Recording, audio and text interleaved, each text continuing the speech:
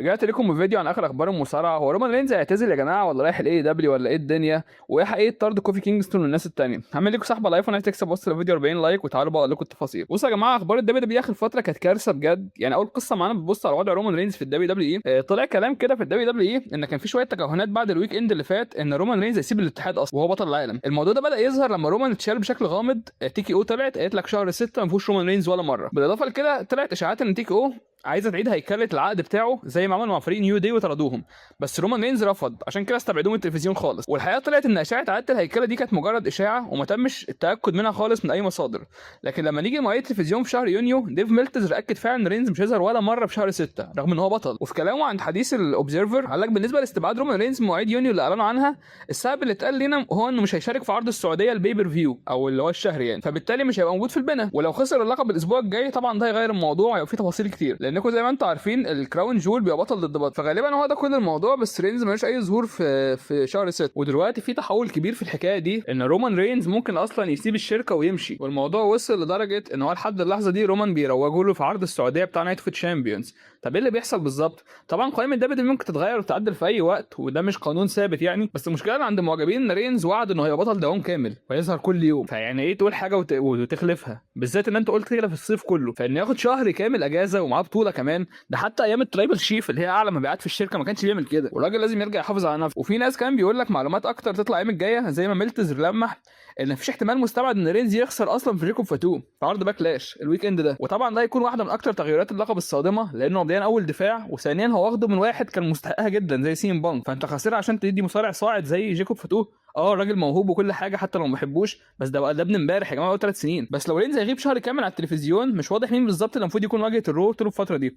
ولو رينز فعلا هياخد شهر كامل اجازه في يونيو، طب ليه ادوا له اللقب في راس المنيا؟ لو كان سي مارك احتفظ مش كان احسن؟ على الاقل عندنا بطل بيظهر بانتظام.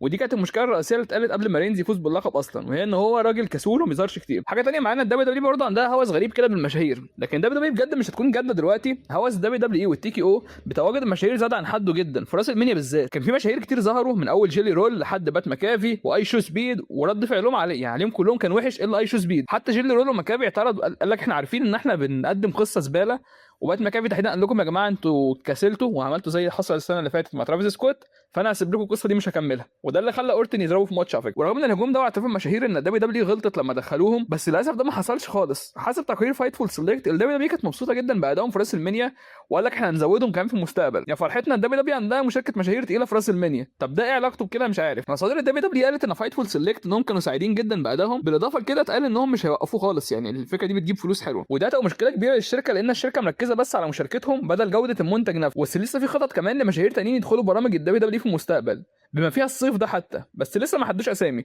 الشركه ما عملتش اي حاجه غير انها صعدت مصارعين جداد عشان تعالج السلبيه دي، ان هو انت هتجيب مشاهير هياخدوا كذا فهتطرد ناس قديمه وفي نفس الوقت تطلع ناس جداد مصاريفهم قليل. وكان قبل ما جيلي رول يرجع على شتنا غالبا يفوز ببطوله عالم وزن التقيل، والموضوع ده هيقلب بنتيجه عكسيه كبيره وادوا له فعلا بطوله، لان المشاهير هيتقدموا كانهم نجوم العرض مع ان في مواهب جايبينها من تحت وما ياخدوش ربع الاهتمام ده. مع ان في عصر فينس ماكمان كان دايما مهتم بيستخدم مشاهير على قد ما بيقدر، بس عمرها ما وصلت للبجاحه دي. فالدبليو دبليو والتيكي او فقدوا التركيز ان ازاي الدبليو دبليو تتقدم اصلا. وبرده حاجه ثانيه معانا ان جون سينا راجع. اللي بعد كده جون سينا راجع يا جماعه للدبليو دبليو. طب هو سينا خرج امتى اصلا؟ هو ليه يخرج عشان يرجع بعد اسابيع قليله من راس 142؟ قال لك هو هيظهر كمان في باكلاش، وليه كذا ظهور عموما منهم باكلاش. وسينا قال لك احنا هنظهر نعلن في العرض ده اعلان ضخم. كتب على موقع اكس اللي هو تويتر يعني انا رايح الباكلاش وبعد شهور من التخطيط والمجهود انا متحمس جدا لليله دي، فان انا اقول هصنع خبر يصنع التاريخ. وما اقدرش اوعد انه يكون مثالي، بس اوعد انه هيغير تجربه الدبليو دبليو للمصارعين والمعجبين. اشوفكم يوم السبت في تامبا او في البيت على تطبيق اي اس بي ام. دلوقتي في تكهنات ضخمه بقى هو هيعمل ايه بالظبط. يعني في ناس خيالها شطح كده وقال لك ده شريك دان هاوزن في الماتش، ودي طبعا فكره غريبه جدا راجل معتزل. بس دي هقول لكم ليه لا، لان اصلا مايكل كول طلع قال لك اللي هيلعب مع دان هاوزن ده هو واحد بيحب الفلوس، ففي كلام كتير جدا ان هو شين ماكمان، ولو مش شين ماكمان ممكن تيدي بياسي لان دول السلوجان بتاعهم الفلوس. وفي كلام برضو ان هو المصارع الاخضر ده مش فاكر كان اسمه ايه، اسمه اجوار او حاجه زي كده، كان مش عارف هو كان في الاي دبليو اصلا في الدبليو دبليو بس كان في برومو كان موضح ان هو يعني. ورد الفعل على اشاعات دين هاوزن دي مش ايجابيه خالص، فالدبليو دبليو لازم تتصرف بحذر لو دي خطتهم الكبيره. ممكن سينا بس يعمل ظهور لمره واحده زي ما عمل في راس المنيا، نتمنى ان اعتزاله بس السنه اللي فاتت ما ياثرش باي شكل. في اخر تحديث بخصوص مشاركه سينا في باكلاش، ديف ميلتز قال لك عقد سينا بيتضمن ظهور كبير في عروض معينه منهم باكلاش. وبالنسبه لي الموضوع غريب شويه لانه لسه عامل راس المنيا وكان المفروض تكون حاجه مميزه، فانت برضو يعني بالزخم بيقل شويه. بس انا مبسوط ان باكلاش مش ريماتشات راس المنيا، ماتشات جديده. بس اعتقد العقليه ان جون سينا وجوده على التلفزيون هو عدد ايام معينه، فمستحيل يصارع. وطبعا ده كمان هيحرك مبيعات تذاكر ان هو موجود وكده، فهو مثلا يطلع يقول لك انا حامل، ما اكيد لا. هل ممكن جون سينا يعلن عن مكان راس المنيا 2028؟ ده على فكره غالبا هيكون صح لانه في ناشفيل واستضافوها ب 4 مليون دولار، بس لسه مش عارفين برضو.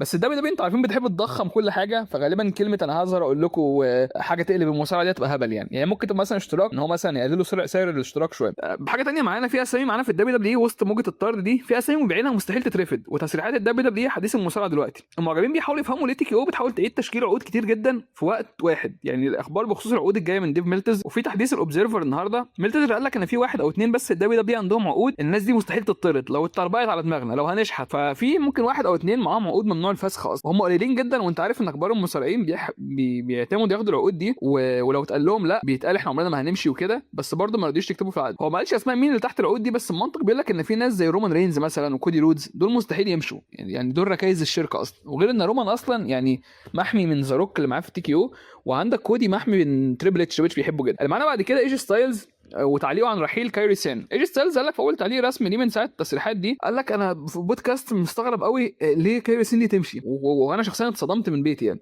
وكل بيتكلم ان هو مستغربين ازاي كانت في السيناريو وكده، واعتقد ان كل متلخبط. البنت كانت مع اسكا عادي فريق، واحنا مش عارفين ايه الحكايه بالظبط، ودي صدمتني برضو انها كانت في سيناريو وكان فريق عظيم.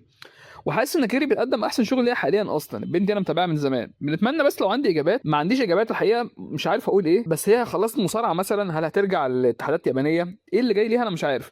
بس انا عارف انها كانت محبوبه جدا وقلبت الدنيا على النت. احنا لسه ما عندناش سبب موثوق هي ليه اصلا مشيت. فالتقرير اللي قال انها عايز ترجع اليابان، هي طلعت قالت ده كذب، انا مش عايز ارجع في حته وانتوا اللي طردتوني. فاحنا لسه مش فاهمين حاجه زينا زي ايجي ستايلز بالظبط. وبرده حاجه تانية، السعوديه كانت عايزه فينس ماكمان. في معلومات جديده بتظهر كده بخصوص سامي عايزه تنافس وتشتري الدبليو دبليو اي. اتقال ان السعوديه كانت بتنافس عشان تشتري الدبليو دبليو اي قبل ما تيجي او تشتريها. وحسب ديف ميلتز لو السعوديه كانت اشترت الدبليو دبليو اي كان هيخلوا رئيس مجلس الاداره ماكمان هو المسؤول عنها. فتخيلوا يا جماعه العظمه اللي كنا فيها.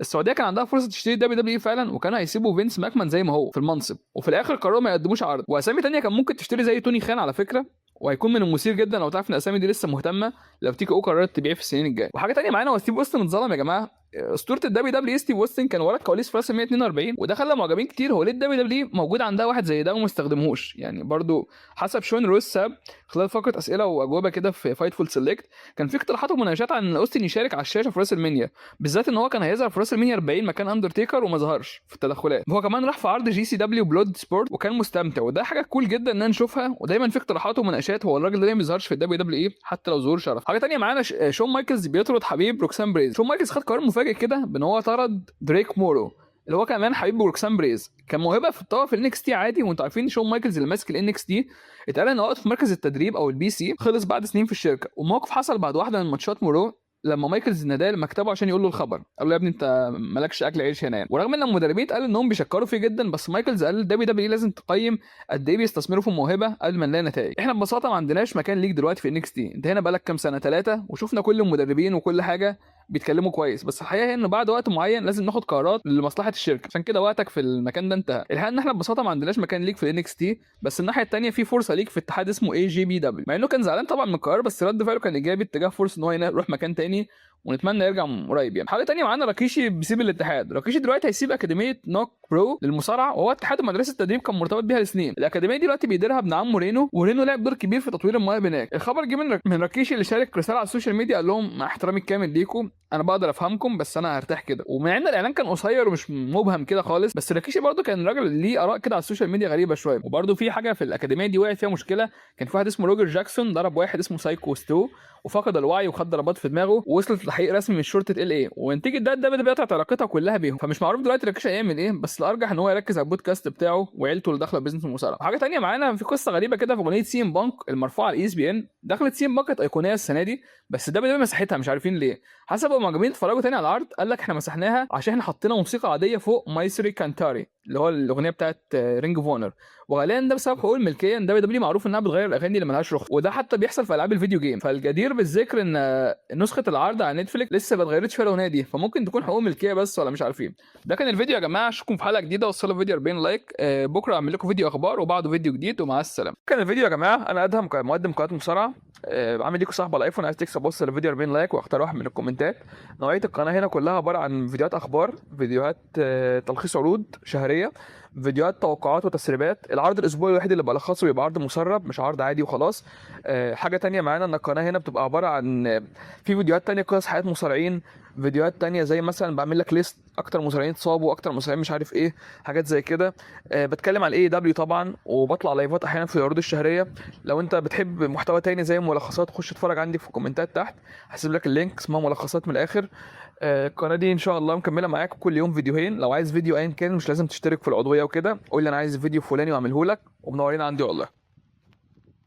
معنا بس قناه عندي والله بتكبر لحد ما، وانا عندي قناه تانية ملخصات، لو عايزين تخشوا تتفرجوا عليها تحت تخشوا، ومع السلامه.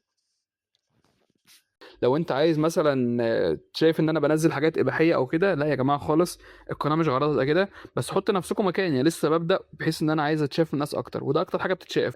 بلس انا ما طلبش مني فيديو وما عملتوش عشان تقول لي مثلا انت استسهلت وعملت اباحه. وحاجه تانية معانا يا جماعه، المواقع والحاجات بتاعت الاباحه الصرف بقت معرضين انكم تشوفوها في اي حته، حتى اطفالنا متعرضين ليها. فما تجيش على قناه انا عاملها اصلا الافلام مش كل الاطفال يعرفوا يشوفوا ملخصات الافلام، لان مثلا لو فيلم فيه زومبيز، في واحد بيحبس بنته في اوضه، الحاجات دي مش طبيعي طفل يشوفها. فما تجوش تمسكوا في دي بالذات ان انا كده اللي بنشر الفساد، لا. يعني اليوتيوب اصلا بتاع الاطفال ده بيعملوا حاجه اسمها يوتيوب كيدز، وفي تصنيف معين، الالجوريثمز ما بتقترحش كل الناس اللي هم عايزين، او الخوارزميات. تاني حاجه معانا يا جماعه، انا لا يعني عملت انواع كتير جدا عادي، بس انا لقيت ده بيتشاف اكتر لحد ما نحقق الربح. بعد شهر مثلا نبدا نشوف بقى الدنيا ايه عباره عن ايه. تمام. عامل ليكوا صاحب على الايفون عايز تكسب وصل الفيديو 40 لايك واختار واحد من الكومنتات، ولو وصلنا 200 سبسكرايبر اختار واحد بالليل. واشتغلوا كده يا جماعه معايا في السبسكرايبرز والحاجات دي، لان انا لسه بشوف القناه يعني في فيديوهات بتتشاف قوي، فيديوهات لا، ولا فيديوهات اقترحت الاجانب وبتاع. فعلى قد ما نقدر عايزين نكمل القناه بشكل محترم يعني. اشوفكم في حلقه جديده، وصلوا الفيديو 40 لايك، ومع السلامه.